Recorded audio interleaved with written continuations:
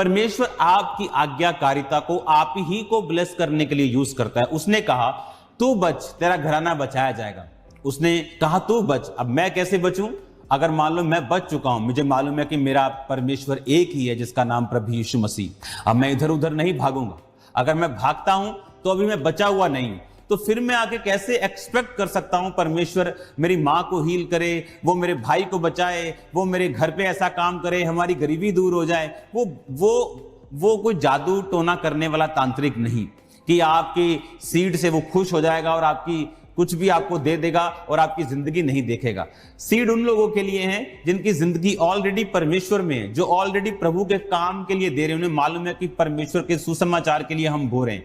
उनके लिए नहीं जो काम करवाना चाहते हैं। ऐसे लोगों को वापस भेजा जाता है जो लोग हीलिंग के लिए प्रेयर करवाना आते हैं, हीलिंग के लिए प्रेयर। नो, सीड डिफरेंट है, हीलिंग डिफरेंट है, हीलिंग फ्री है। बाइबल कहती है वो सेंट में है, बाइबल कहती है वो तुम्हारे फेथ के द्वारा तुम्हें मिलती।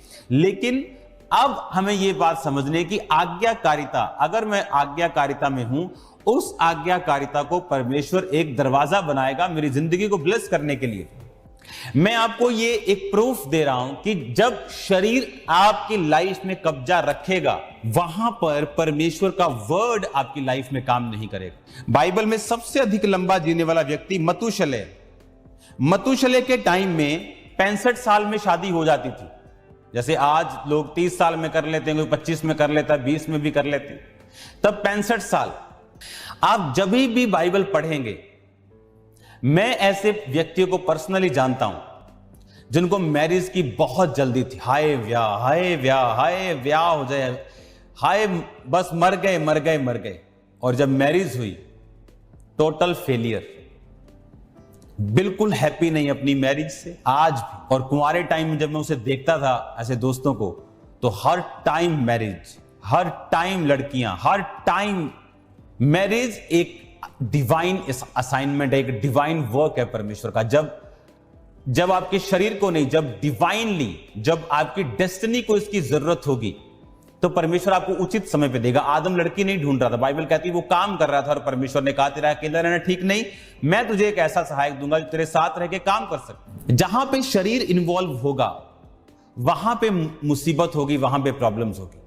अब मैरिज लेट करना ऐसा नहीं परमेश्वर ने कहा, पर ये बच्चे 250 साल और 162 साल में जन्मने का मतलब यह है कि वो अपने बाप से, अपने लोगों से सीख रहे थे और परमेश्वर के कामों में बिजी थे।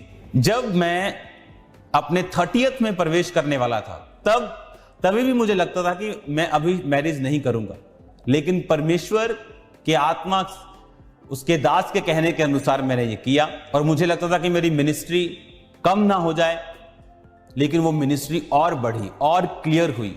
बहुत से अनफ्रूटफुल लोग, बहुत सी चीजें खत्म हुई जो आप कभी अपनी ताकत से नहीं कर सकते। आज हम ब्लेस्ड हैं, क्यों? गॉड्स टाइम, जब हम शरीर को नहीं, आत्मा को, परमेश्वर जानता है आपको मैरिज की जरूरत है, वो जानता है आपको पैसों की जरूरत है, वो जानता है आपको हीलिंग की जरूरत है। लेकिन वो मकसद क्या है जिसके कारण हम ये चीजें मांग रहे हैं? वो हीलिंग हम अपनी ऐश के लिए मांग रहे हैं या हम परमेश्वर की महिमा के लिए मांग रहे हैं?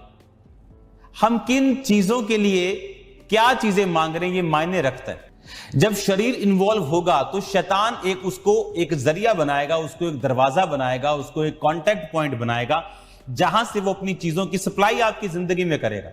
और जब हम उसको स्टॉप कर देंगे, शरीर के अनुसार नहीं, आत्मा के अनुसार चलेंगे, बाइबल कहती है परमेश्वर उन्हीं चीजों को एक कांटेक्ट पॉइंट बनाएगा जिससे वो इस्तेमाल करेगा हमारी जिंदगी को ब्लेस करने के लिए। अब ये हम पे निर्भर करता है, अब ये हम पे डिपेंड करता है कि हमने क्या करना है, कि हमने शरीर के अनुसार चलना है कि हमने आत्मा के अनुसार चलना है।